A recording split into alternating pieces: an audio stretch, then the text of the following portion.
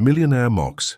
Fix this and my car is yours froze when the poor 6-year-old daughter of the janitor did it effortlessly, and what the millionaire left everyone speechless.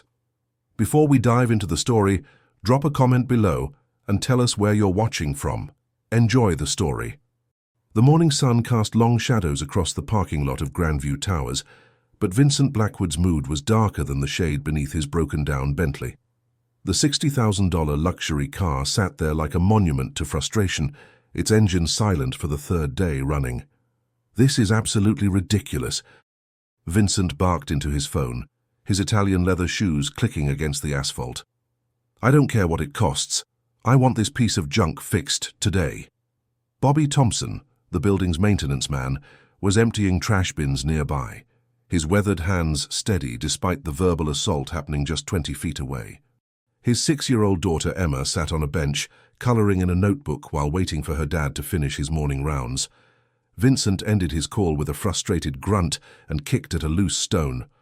"Worthless mechanics, 3 different shops, and nobody can figure out why this thing won't start.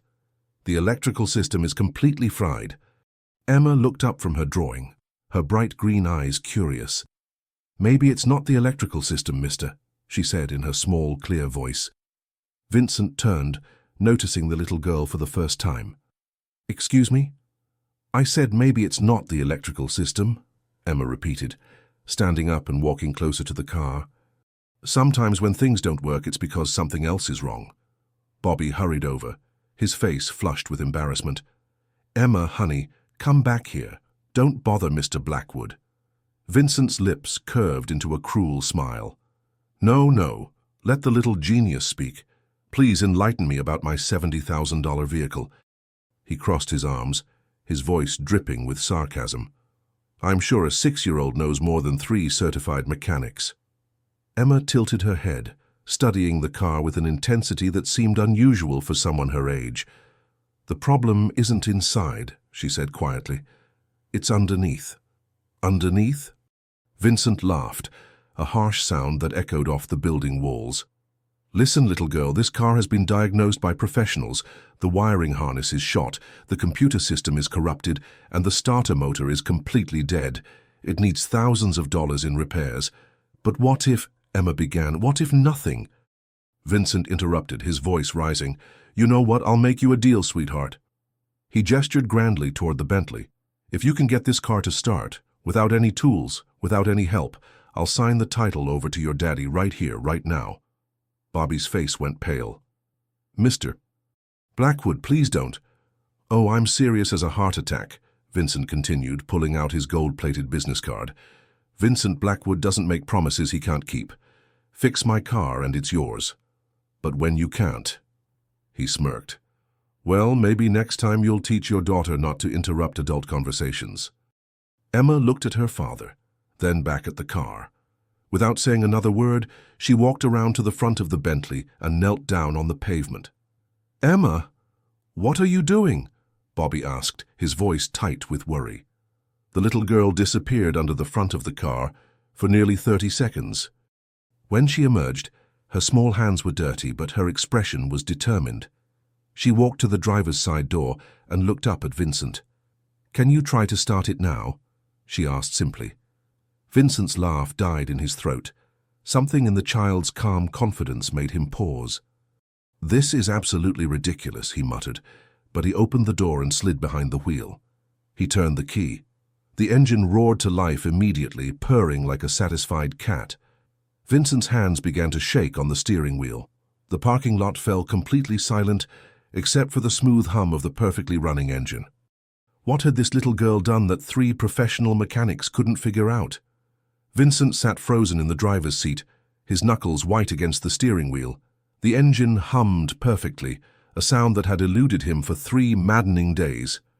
Slowly, he turned off the ignition and stepped out of the car, his legs unsteady. What did you do?" he whispered, staring at Emma as if she were some kind of supernatural being. Emma wiped her small hands on her jeans, leaving streaks of dirt and something that looked like motor oil.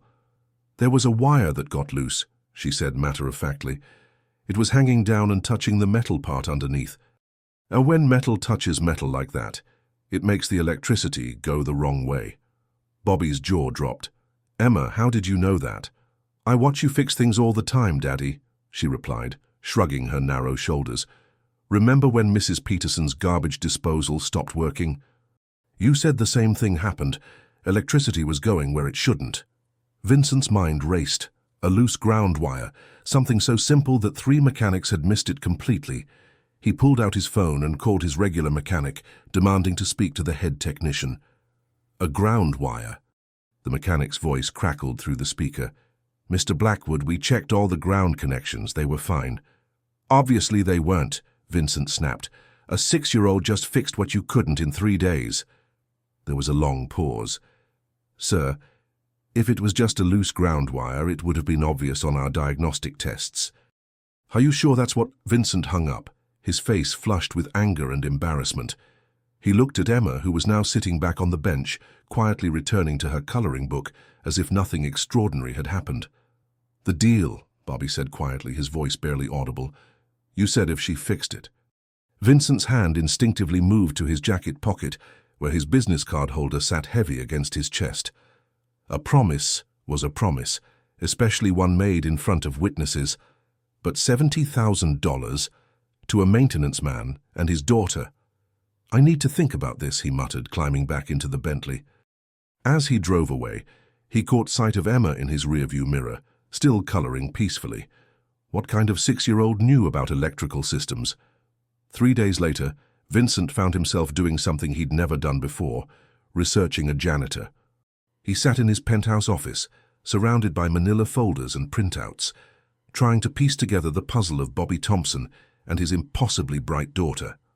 Bobby had worked at Grandview Towers for 4 years, ever since his wife died in a car accident. Before that, he'd been a senior electrical engineer at Morrison Industries, one of the most prestigious firms in the state. The salary cut from engineer to maintenance man must have been devastating. But why? Vincent muttered, studying Bobby's employment records. Why would a man with a master's degree in electrical engineering take a job mopping floors? His assistant, Margaret, knocked and entered with another stack of papers. The school records you requested, Mr. Blackwood, Emma Thompson's file. Vincent's eyes widened as he read. Emma had been placed in advanced mathematics classes, despite being only 6 years old. Her IQ test scores were off the charts. Teachers described her as exceptionally gifted and remarkably mature for her age. But there was something else in the file that made Vincent's blood run cold. A note from the school counselor dated just 2 months ago. Emma exhibits signs of stress and anxiety. Father appears to be struggling financially. Recommend monitoring for potential neglect issues. Vincent closed the file, his hands trembling slightly. The little girl who had fixed his car wasn't just smart, she was brilliant. And she was living in poverty with a father who had given up everything. That evening, Vincent drove to Grandview Towers and parked in his usual spot. He waited, watching the building's entrance until he saw Bobby emerge with Emma, both carrying small bags of groceries. Mr. Blackwood? Bobby approached cautiously, Emma hiding slightly behind his legs. Is everything all right with the car? The car is fine, Vincent said, his voice softer than usual. Bobby, can I ask you something? Why are you working as a maintenance man when you have a master's degree in electrical engineering? Bobby's face went pale. How did you... I had you investigated, Vincent said bluntly. I needed to understand what happened that day, but now I have more questions than answers. Emma stepped forward, her green eyes steady and unafraid. He took care of me when Mommy died, she said simply. The other job made him work too much, and I was sad all the time. This job lets him come home and help me with my homework. Vincent felt something twist in his chest, an emotion he hadn't experienced in years. Emma, that day with the car, how did you really know what was wrong? I told you, she replied. I watched Daddy fix things, and I read his old books sometimes. His old books? Bobby sighed heavily. She's been reading my engineering textbooks since she was 4. I can't afford new books for her level, so she makes do with what we have. Vincent stared at the pair, a brilliant man who had sacrificed his career for his daughter, and a 6-year-old genius who read electrical engineering textbooks for fun. What was he supposed to do with this information? Vincent spent the next week wrestling with a decision that would change everything. The Bentley sat in his private garage, a constant reminder of his promise and the extraordinary moment that had shattered his assumptions about the world. He found himself returning to Grandview Towers each evening, watching Bobby and Emma from his car. He observed how Bobby patiently helped Emma with homework that looked far too advanced for a first grader. He noticed how Emma's eyes lit up when she talked about science, and how Bobby's face showed both pride and worry when he looked at his daughter. On Friday evening, Vincent finally approached them. "Bobby, I need to talk to you," he said, his voice uncharacteristically nervous. "About the car and about Emma, and about a proposal I have." Bobby set down his cleaning supplies and pulled Emma closer. "What kind of proposal?" Vincent took a deep breath. "I want to honor my promise. The car is yours, free and clear, but I also want to offer you your old job back, or something even better." "Mr. Blackwood, I appreciate the gesture, but let me finish," Vincent interrupted. "I own Morrison Industries. I bought it 2 years ago. I know why you left and I know what you sacrificed. I'm offering you a position as chief engineer with a salary that will let you provide for Emma the way she deserves." Bobby's eyes widened. You own Morrison Industries?" "I own a lot of things," Vincent said quietly. "But I don't own anything as valuable as what you have with Emma. I've been thinking about what she did, about what it means. She's not just smart, Bobby. She's extraordinary. And she's wasting away in a school system that can't challenge her." Emma tugged on her father's sleeve. "Daddy, what's he talking about?" Vincent knelt down to Emma's eye level, something he'd never done with any child before. "Emma, how would you like to go to a school where you can learn about real engineering, where you can build things and solve problems that matter?" Emma's eyes went wide with excitement. "Really? They have schools like that?" "The best schools in the country," Vincent said. "Schools where kids like you can learn anything they want. But it would mean leaving this place, leaving your friends." "I don't have many friends here," Emma said softly. "The other kids think I'm weird because I like math more than dolls." Bobby's hands shook as he processed what was happening. "Mr. Blackwood, why are you doing this? What do you want in return?" Vincent stood up, his expression serious. "I want to understand something, Bobby. Emma fixed my car in 30 seconds. 3 professional mechanics couldn't figure it out in 3 days. That's not just intelligence, that's something else entirely. What are you saying?" "I'm saying your daughter might be the smartest person I've ever met, and I'm saying that if I don't help her reach her potential, I'll regret it for the rest of my life." Bobby looked down at Emma, who was practically vibrating with excitement at the prospect of advanced learning. "This is happening too fast. I need time to think." "Of course," Vincent said. "But Bobby, don't think too long. Every day Emma spends in that elementary school is a day her gifts are being wasted." As Vincent walked back to his car, he heard Emma whisper to her father, "Daddy, I think the mean man isn't really mean. I think he's just scared." Vincent froze. Out of the mouths of babes. What was he scared of?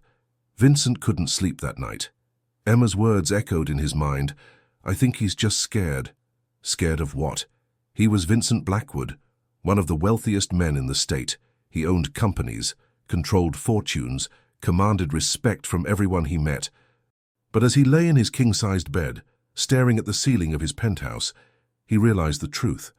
He was scared of being wrong, scared of being seen as the arrogant fool who had been outsmarted by a 6-year-old, scared of admitting that everything he thought he knew about intelligence and success might be completely backwards. The next morning, Vincent made a decision that would have seemed impossible a week earlier. He drove to the local library, checked out 3 books on electrical engineering, and spent the day trying to understand exactly what Emma had done to his car. By evening, his head was spinning with technical concepts he barely grasped. Ground wires, electrical circuits, voltage drops. It was like trying to read a foreign language, and Emma understood all of this at age 6.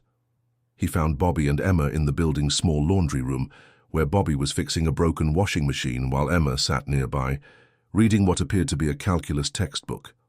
"Emma," Vincent said, startling them both, "I have a question for you." Emma looked up from her book. "Yes, sir." "I've been reading about electrical systems all day, trying to understand what you did to my car. Can you explain it to me? In simple terms?" Emma's face brightened. She loved explaining things. Well, when electricity moves through a wire, it needs to have a place to go back to where it started. That's called a circuit, like a circle, see? She grabbed a piece of paper and drew a simple diagram. If the wire that takes the electricity back gets loose, then the electricity gets confused and goes to the wrong place. That makes sparks and bad things happen. Vincent studied the drawing, comparing it to the complex diagrams he'd been struggling with all day. Her explanation was clearer than anything he'd read in the textbooks. "Emma, how old were you when you learned about electricity?" "I don't remember not knowing," she said simply. "Daddy showed me when I was really little because he wanted me to be safe around outlets and stuff." Bobby looked embarrassed. She was 3 when she asked me why light switches worked. I tried to give her a simple answer, but she kept asking more questions. Before I knew it, I was teaching her basic electrical theory. And she understood it? She understood it better than some of my college students used to, Bobby admitted. "Vincent, you have to understand, Emma isn't just gifted. She's something else entirely. Sometimes I wonder if I'm doing the right thing, keeping her here when she could be." "Could be what?" Vincent pressed.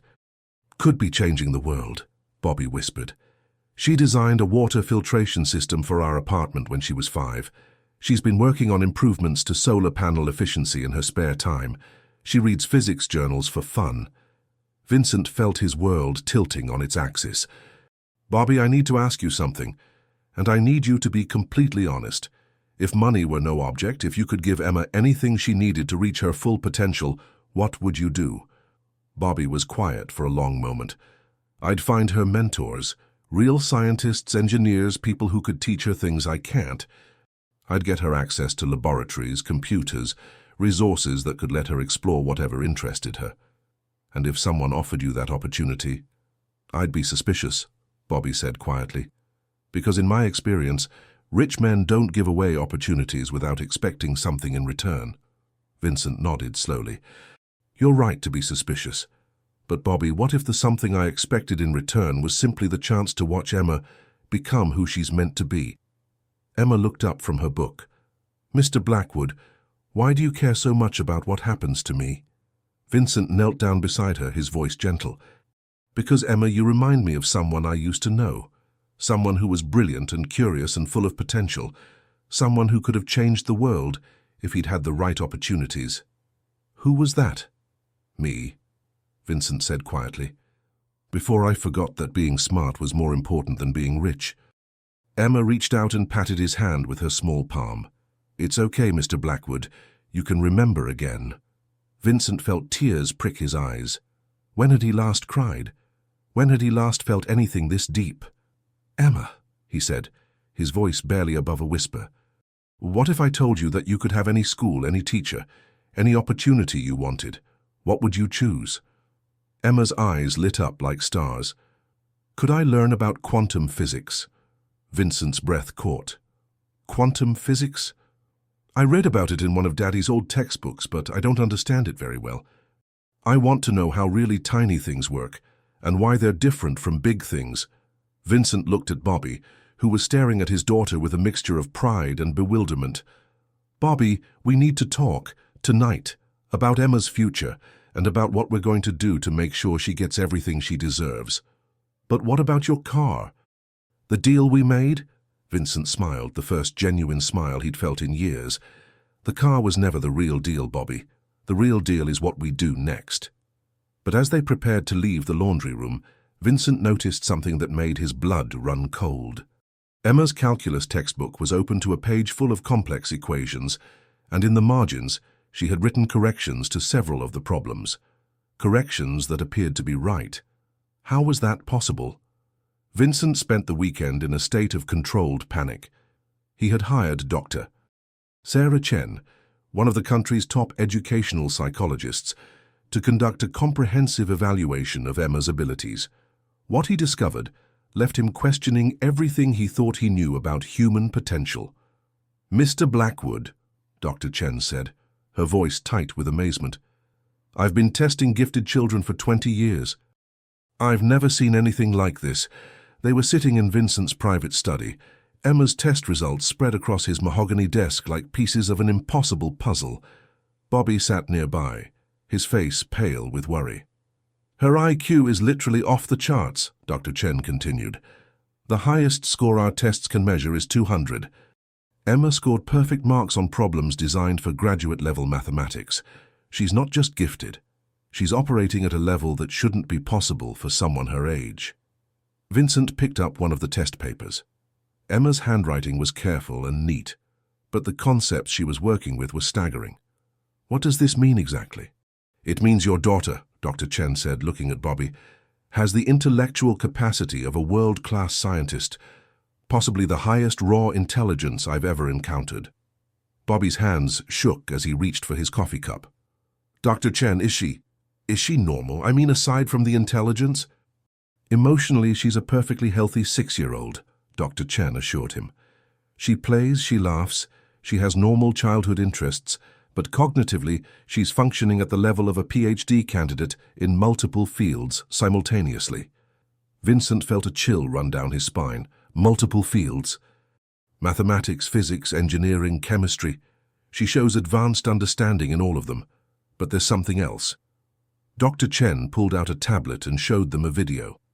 I asked her to solve a problem that typically takes graduate students several hours to complete. Watch this. The video showed Emma sitting at a small table, looking at a complex engineering diagram. She studied it for less than 2 minutes, then began writing. Her pen moved steadily across the paper, solving equations and drawing diagrams with confident precision. She completed it in 18 minutes, Dr. Chen said, with no mistakes. And when I asked her to explain her method, she said it was obvious and couldn't understand why anyone would find it difficult. Bobby buried his face in his hands. What kind of life is she going to have? How can she ever fit in with other kids? How can she ever be happy? Vincent leaned forward. Bobby, what if she doesn't have to fit in? What if we create a world where she can be exactly who she is? What do you mean? I mean, we stop trying to force her into a normal childhood and start giving her what she actually needs. Advanced tutors, laboratory access, connections with other brilliant minds. We let her be extraordinary. Dr. Chen nodded enthusiastically. Mr. Blackwood is right. Emma needs intellectual peer groups, not age-based peer groups. She needs challenges that match her abilities, not exercises that bore her to tears. But she's only 6, Bobby protested. She needs to be a kid. She'll always be a kid, Vincent said gently. But she'll be a kid who can explore the universe with her mind, instead of being trapped in a classroom learning things she already knows. Emma herself had been quietly drawing in the corner during this conversation. Now she looked up, her green eyes serious. Daddy, can I say something? Of course, sweetheart. I heard what you were all talking about, and I want you to know that I'm not scared of being different. I'm scared of being bored. She held up her drawing, a detailed diagram of what appeared to be a solar-powered water purification system. I want to build things that help people. I want to learn about everything. And I want to do it now, not when I'm grown up. Vincent stared at the drawing, his mind reeling. Emma, did you design this yourself? It's for places where people don't have clean water, she said matter-of-factly. The solar panels power the filtration system, and the backup battery keeps it running at night. It's not very complicated. Doctor. Chen looked at the drawing and gasped. This is a genuine innovation.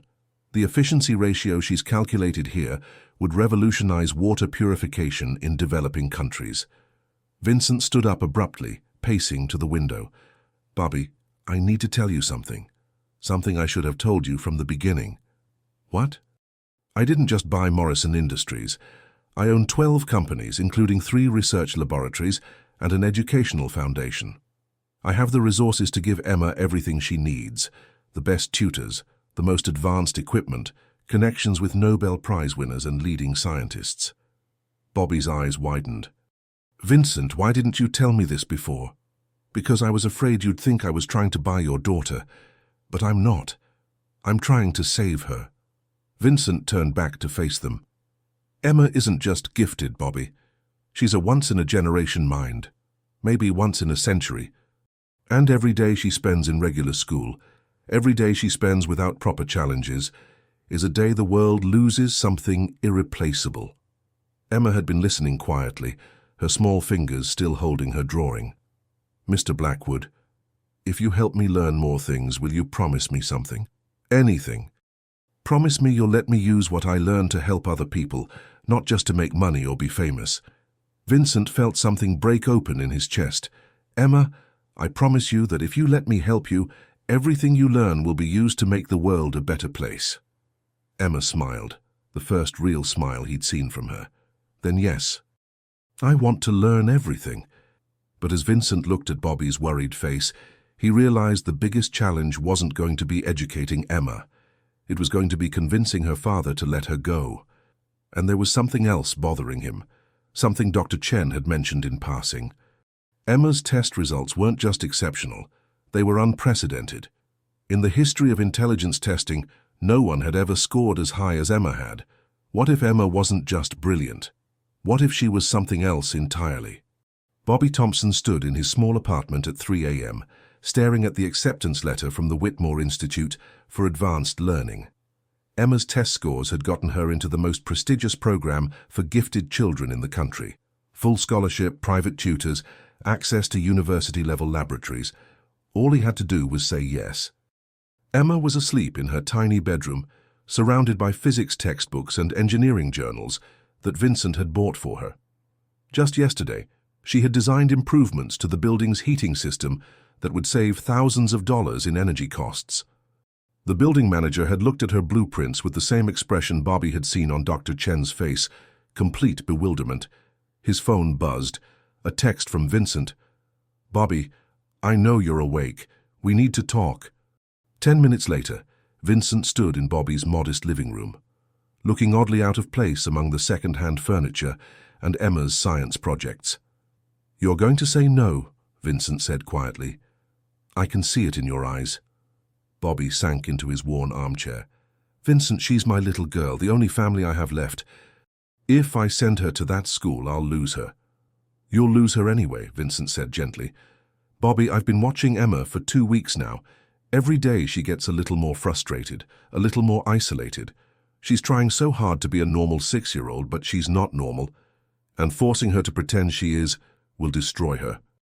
Bobby's hands shook as he reached for his coffee cup. "What if she gets hurt? What if the other kids at that school make fun of her because she's so young? What if she can't handle the pressure? What if she can?"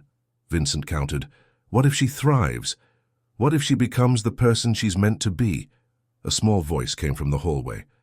"Daddy, I can't sleep."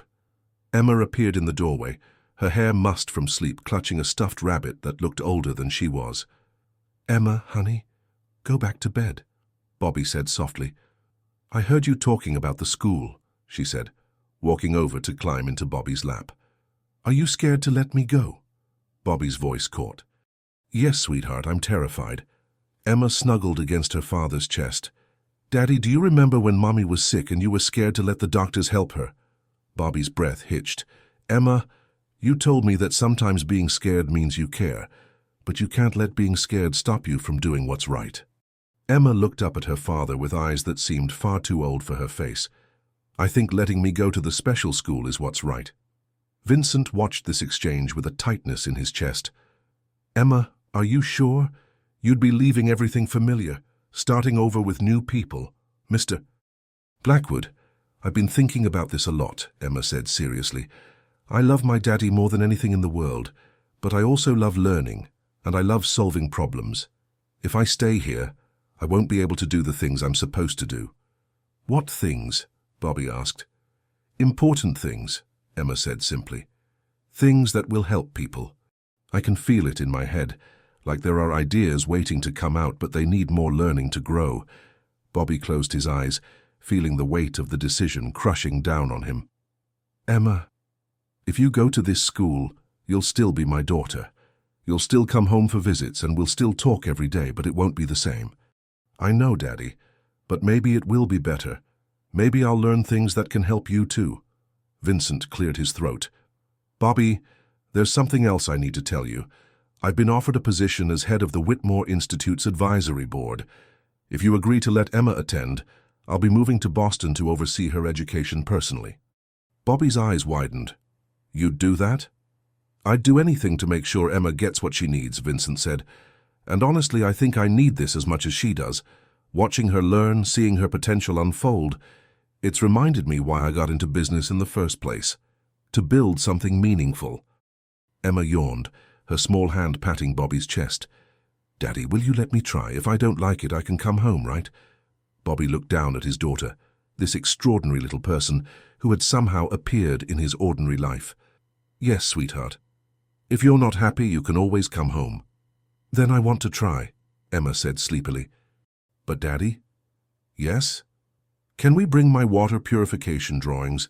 I want to show them to the other kids." Vincent smiled. "Emma, at the Whitmore Institute, you'll be able to build your water purification system, not just draw it, actually build it and test it." Emma's eyes went wide with excitement. "Really? With real materials and everything?" "With whatever you need," Vincent promised. Bobby felt something shift in his chest. Maybe this wasn't about losing Emma. Maybe it was about finally giving her the chance to become who she was meant to be. "All right," he said quietly. "We'll try it. But Vincent, I'm trusting you with the most important thing in my life." "I know," Vincent said. "And I won't let you down." As Emma fell asleep in her father's arms, none of them could have imagined what they were about to unleash upon the world. 3 months later, Emma Thompson was the most famous 6-year-old in America, though she didn't know it yet. Vincent watched through the observation window as Emma worked in the Whitmore Institute's advanced chemistry lab, her small hands steady as she mixed compounds that graduate students struggled with. Dr. Patricia Williams, Emma's chemistry mentor, stood nearby with the same expression of amazed bewilderment that had become common among Emma's teachers. "Vincent, we need to talk," Dr. Williams said, stepping out of the lab.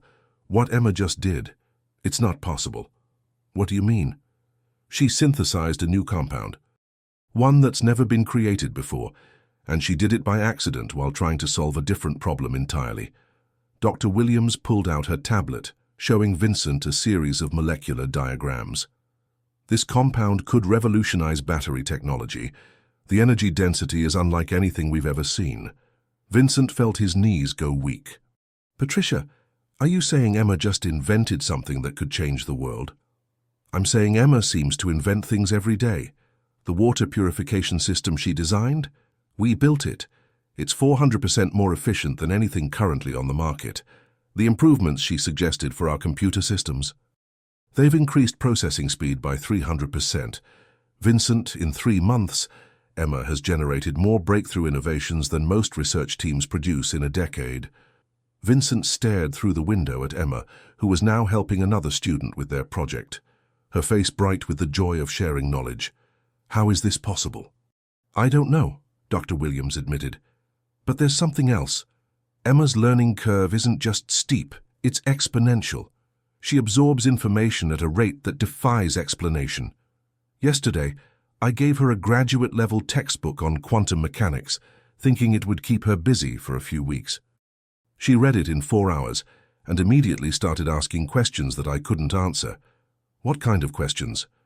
"Questions about the fundamental nature of reality, about whether consciousness affects quantum states, about theoretical applications that haven't been explored yet."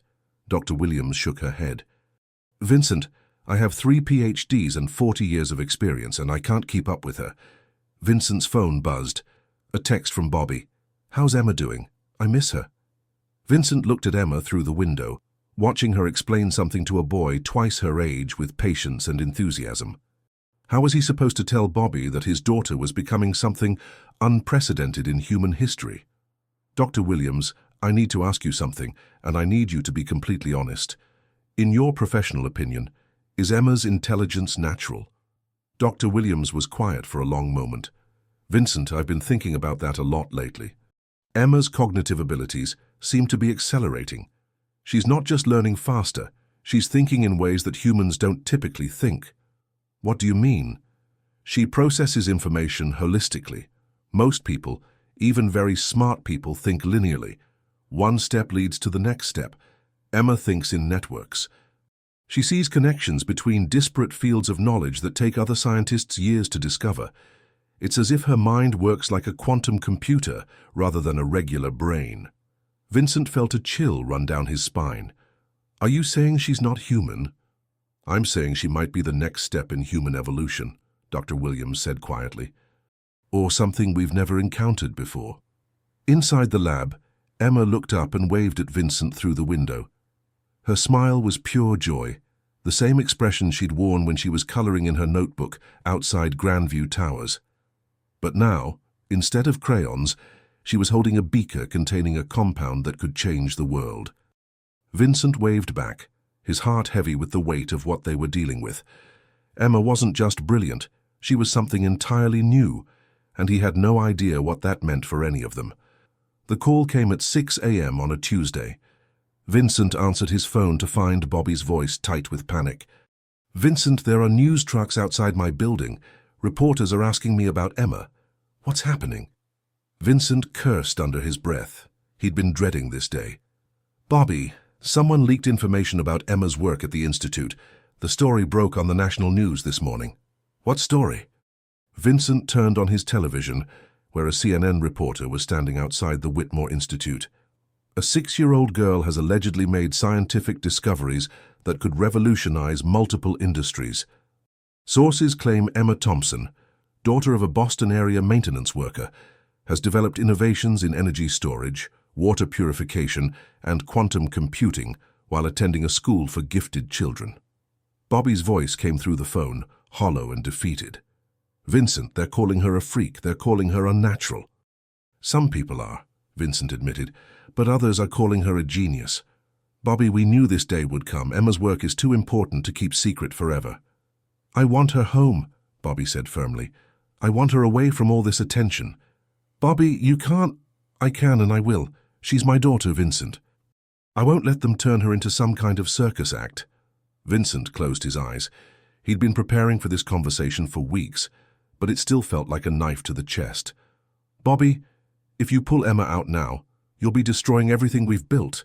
She's on the verge of breakthroughs that could help millions of people." "She's 6 years old," Bobby screamed. "She should be playing with toys, not being analyzed by scientists and hounded by reporters." At the Institute, Emma was in her advanced physics class, completely unaware of the storm brewing around her. She was working on a project that her teacher, Dr. Sarah Kim, had described as theoretically impossible, a device that could predict quantum states with near-perfect accuracy. "Emma," Dr. Kim said quietly, "I need to talk to you about something important." Emma looked up from her work, her green eyes curious. "What is it, Dr. Kim?" "There are people outside who want to talk to you. People from television and newspapers. They're very interested in the things you've been working on." Emma tilted her head. "Are they scientists?" "Some of them, yes, but mostly they're reporters. They want to tell everyone about how smart you are." Emma considered this. "Do they want to know about my water purification system?" "Because I think it could help people who don't have clean water." Dr. Kim felt her heart clench. "Yes, sweetheart. They're very interested in your inventions." "Can I show them my quantum predictor? I think I almost have it working." "Emma, your father is worried that all this attention might be scary for you. He wants you to come home." Emma's face fell. "But I like it here. I like learning new things and building stuff, and I like helping the other kids with their projects." "I know you do, sweetheart. But sometimes when people find out about someone special, they can be overwhelming." Emma stood up and walked to the window, looking out at the crowd of reporters and cameras gathered outside the Institute. "Dr. Kim, if I go home, will I still be able to work on my projects?" "It would be much harder," Dr. Kim admitted. "And will other kids still be able to come to schools like this?" "What do you mean?" Emma turned back to her teacher, her expression serious beyond her years. "I think maybe the reason I'm so different is so that I can help make schools like this for other kids who think differently. If I hide, then maybe people won't understand that it's okay to be really smart." "Doctor." Kim stared at this extraordinary child, feeling the weight of history pressing down on them. "Emma, you're not responsible for changing the world. You're just a little girl." "But what if I'm not?" Emma asked quietly. "What if I'm supposed to be something more?" Before Dr. Kim could answer, Vincent burst through the door, his face flushed with urgency. "Emma, we need to go now. Mr. Blackwood, what's wrong? Your father is coming to get you. He wants to take you home and away from all this attention." Emma's eyes filled with tears. "But I don't want to go home. I want to stay here and learn more things." Vincent knelt down to Emma's level. "Emma, I want you to stay too, but your father is scared and he has the right to take you home. Can't you talk to him? Can't you make him understand?" "I've tried, sweetheart. But he's made up his mind." Emma wiped her eyes and walked back to her project. "Mr. Blackwood, if I have to go home, can I at least finish this first? I think it's really important." Vincent looked at the device Emma was working on, a complex array of crystals and circuits that seemed to pulse with an inner light. "Emma, what does it do?" "It shows what's going to happen before it happens," Emma said simply. "Not everything, just small things. But I think if I can make it work, it might help people make better decisions." Vincent felt the hair on the back of his neck stand up. "Emma, have you tested it?" "A little bit. It told me it was going to rain yesterday, even though the weather report said it would be sunny. And it was right." Vincent stared at the device, his mind reeling. A 6-year-old had invented a machine that could predict the future. "Emma," he said carefully, "what else has it told you?" Emma looked up at him with eyes that seemed to hold the wisdom of ages. "It told me that Daddy is going to change his mind, but not today. Today something bad is going to happen first." Vincent felt his blood turn to ice. What kind of something bad? But before Emma could answer, the sound of shattering glass echoed through the building, followed by shouting and the wail of sirens. Someone had broken into the institute, and they were looking for Emma. The security footage showed 3 men in dark clothing moving through the institute with military precision. Vincent watched from the emergency control room as they systematically searched classrooms, clearly looking for someone specific. "They're not random vandals," Detective Sarah Morrison said grimly. "This is a coordinated operation." Emma sat in the corner of the control room, her quantum predictor clutched in her small hands. The device was pulsing with a soft blue light, and her eyes were fixed on its display with an intensity that made Vincent's skin crawl. "Emma," he said quietly, "what is that thing telling you?" "They're not here to hurt me," Emma said, her voice strangely calm. "They're here to take me." "Take you where?" "To people who want to study me, people who think I'm dangerous." Detective Morrison looked up from her radio. "Vincent, we've got a problem. These men aren't just breaking and entering, they're government agents. Someone high up wants Emma Thompson brought in for questioning." Vincent's heart stopped. "Government agents? What government?" "Ours," Detective Morrison said grimly. "The Department of Advanced Research. They specialize in investigating anomalous phenomena." Emma stood up, her small form dwarfed by the adults around her. "It's okay, Mr. Blackwood. I knew this would happen." "You knew?" "The machine told me. It showed me lots of things." Emma held up the quantum predictor, its blue light casting strange shadows on the walls. "It showed me that people would be scared of me, that they'd want to lock me up and study me like I'm some kind of experiment." Vincent knelt down beside her. "Emma, that's not going to happen. I won't let it." "You can't stop it," Emma said sadly. "But it's okay, because it also showed me something else." "What?" Emma walked to the control room window and looked out at the men searching the building. "It showed me that this is just the beginning. That there are others like me, and that someday we'll find each other." Vincent felt his world tilt. "Others like you?" "Kids who think differently. Kids who can see things that grown-ups can't see. Kids who can build things that shouldn't be possible." Emma turned back to Vincent, her green eyes blazing with an inner light. "Mr. Blackwood, I'm not the only one. I'm just the first one you found." Detective Morrison stepped forward. "Emma, what are you saying?" "I'm saying that people like me aren't accidents. We're not freaks or miracles. We're—" Emma paused, searching for the right words. "We're what people are becoming." Vincent's mind raced. "Emma, are you saying you're a different species?" "I'm saying I'm what humans are supposed to be next," Emma said simply. "Like how butterflies come from caterpillars, but they're still the same creature, just more." The lights in the control room flickered, and Emma's quantum predictor began pulsing faster. "They're coming," Emma said. "The men are going to find us in about 3 minutes." Vincent stood up, his protective instincts kicking in. "Then we need to get you out of here." "No," Emma said firmly. "I need to go with them." "Emma, you can't—" "Mr. Blackwood, listen to me." Emma's voice carried an authority that was impossible to ignore. "If I run, they'll just keep looking. They'll hurt other people trying to find me. But if I go with them, I can show them that I'm not dangerous. I can help them understand."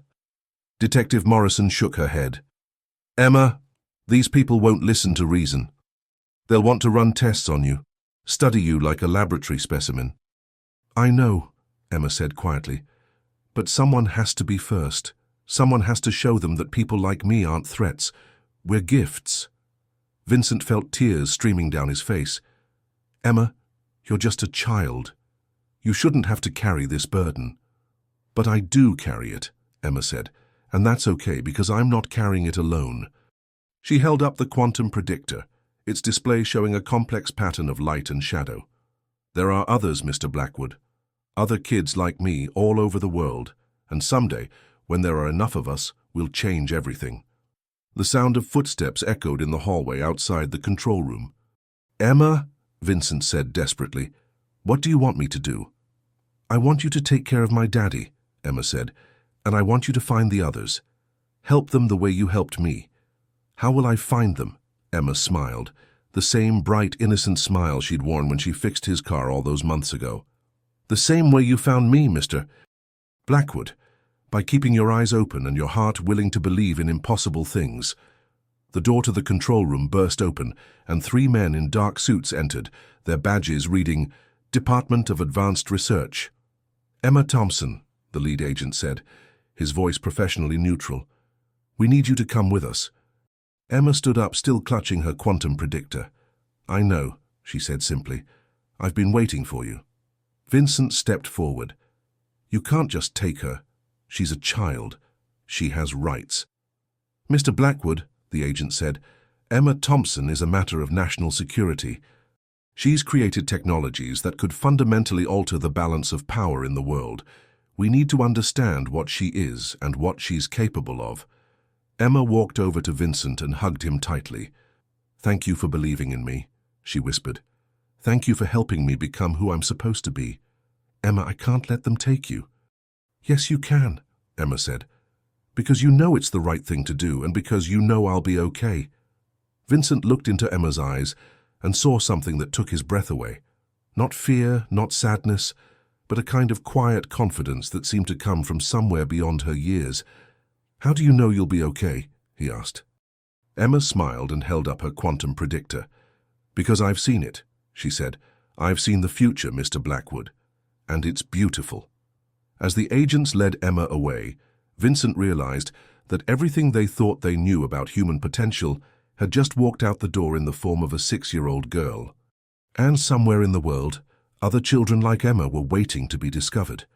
3 weeks after Emma's disappearance, Vincent Blackwood stood in his empty penthouse, staring at the phone that hadn't stopped ringing since the story broke nationwide. The headlines were all variations on the same theme: "Government seizes child genius and 6-year-old inventor taken from school." But it was the call from Bobby Thompson that had shattered him completely. "Vincent, I know you tried to protect her," Bobby had said, his voice hollow with grief, "but they won't let me see her. They won't even tell me where she is. My little girl is gone and there's nothing I can do about it." Vincent had spent every waking moment since then trying to find Emma, using every connection, every favor, every resource at his disposal. But the Department of Advanced Research had made Emma Thompson disappear as completely as if she'd never existed. Until today. Dr. Patricia Williams burst into Vincent's office without knocking, her face flushed with excitement and terror. "Vincent, I found her. I found Emma." Vincent shot to his feet. "Where is she?" "The Blackwood Research Facility in Nevada. They've been running tests on her for weeks." Dr. Williams pulled out a tablet showing Vincent leaked documents. "Vincent, what they're doing to her. It's not just unethical, it's torture." Vincent read the files, his hands shaking with rage. 17 hours of testing per day. Psychological evaluations. Attempts to replicate her quantum predictor. Isolation from all human contact except for clinical interactions. They're trying to break her down, Dr. Williams continued. They think if they can understand how her mind works, they can create more children like her artificially. Is that possible? Not the way they're doing it. They're treating her like a machine to be reverse-engineered instead of a human being to be nurtured. Dr. Williams showed Vincent another document. But Vincent, there's something else. Something they don't know. What? Emma's been communicating with the outside world, her quantum predictor. It's not just predicting the future. It's somehow connected to other devices like it. Vincent stared at the screen. Other devices? Other children, Vincent. Children all over the world who have built similar machines. Children who are in contact with Emma right now. Vincent felt his breath catch. Are you saying there are others? I'm saying there are dozens of them, maybe hundreds, and they're all connected through some kind of quantum network that we don't understand. Dr. Williams pulled up a world map covered in small dots. Each of these dots represents a child who has made contact with Emma's network. Children who can do things that shouldn't be possible. Vincent studied the map, his mind racing. What kind of things? A 7-year-old in Tokyo who designed a clean energy generator. A 5-year-old in London who solved a mathematical proof that has stumped scientists for decades. An 8-year-old in Sao Paulo who created a medicine that cures a rare genetic disease. Doctor. Williams looked up at Vincent. They're all connected, Vincent. They're all part of whatever Emma is. Vincent's phone buzzed. A text from an unknown number. Mr. Blackwood, this is Emma. I don't have much time. You need to find the others before they find us. The future depends on it. Vincent stared at the message, his hands trembling. Patricia, how is Emma sending me texts? She's in a secure government facility. I don't know, Dr. Williams admitted. But Vincent, there's something else. Something that's going to change everything. What? The children aren't just communicating with each other. They're planning something big. Vincent's blood ran cold. What kind of something? I don't know.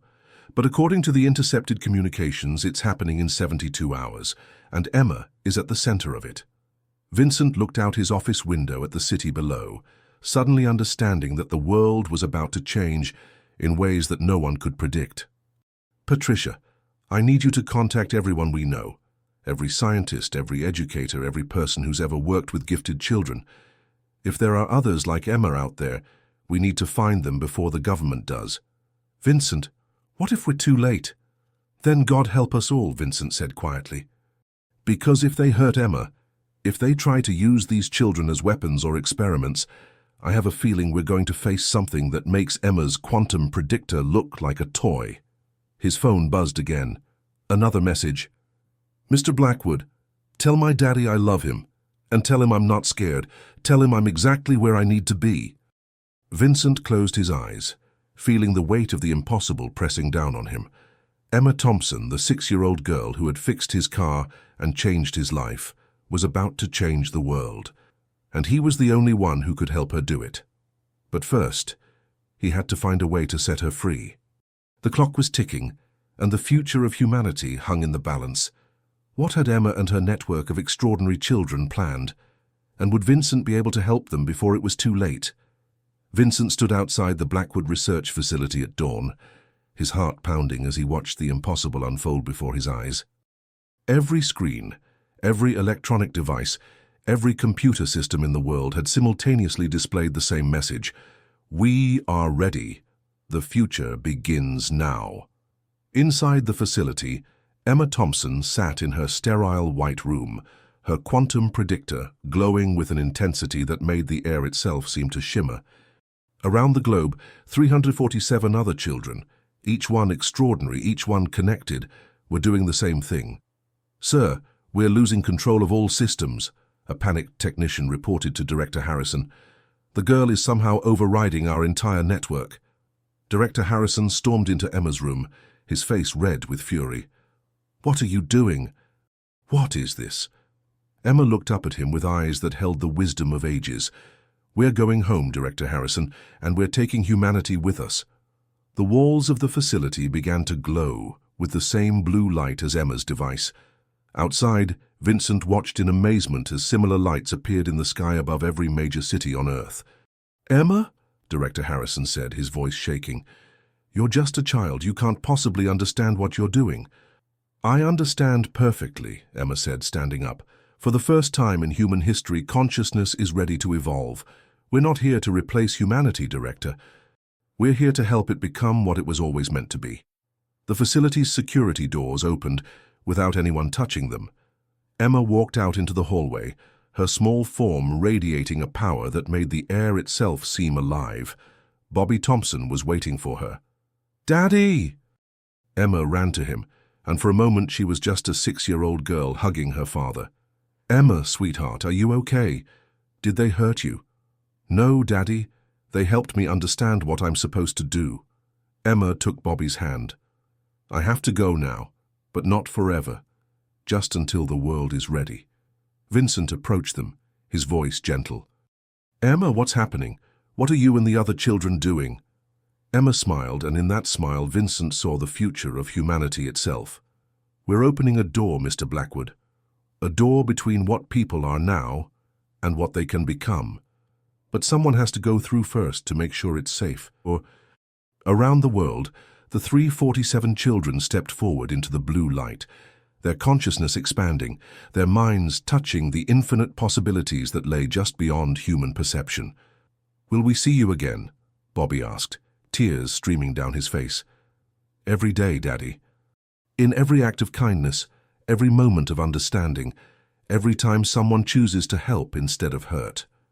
Emma hugged him tightly. "I'm not leaving you. I'm just becoming more than I was." The blue light intensified, and Emma began to fade, her physical form dissolving into pure energy, pure thought, pure love. "Remember," her voice echoed in the minds of everyone on Earth, "intelligence without compassion is just cleverness, but intelligence with love can transform the universe." As Emma disappeared into the light, something extraordinary happened.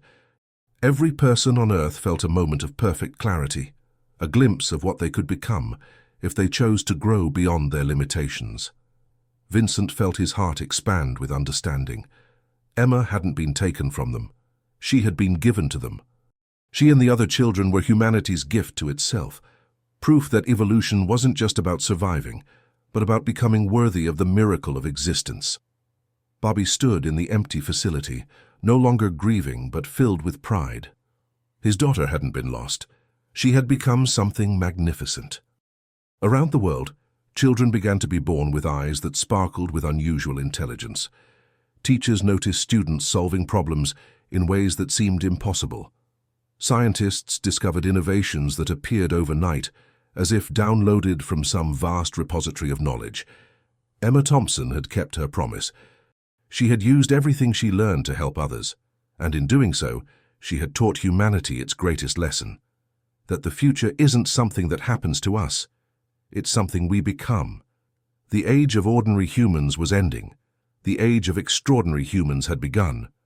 And somewhere in the quantum field that connects all consciousness, a little girl who had once fixed a broken car continued to fix a broken world, one heart at a time. The future had arrived, and it was beautiful.